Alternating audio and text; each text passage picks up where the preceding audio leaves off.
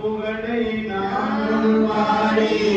அகிலே ஒளியர செய்திடுவோம் இல்லத்தின் தோறும் நபியின் கொடியை உயர்ந்த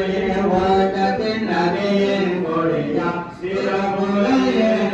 நபியின் கொடியா பரக்காய் நிறைந்தது நபியின் கொடியா ரஹ்மத்தில் நிறைந்தது நபியின் கொடியா விபத்தில் நிறைந்தது நபியின் கொடியா கருணை நிறைந்தது நபியின் கொடியா கிருபை நிறைந்தது நபியின் கொடியா துயரங்கள் தீர்ப்பது நபியின் கொடியா மதிப்பது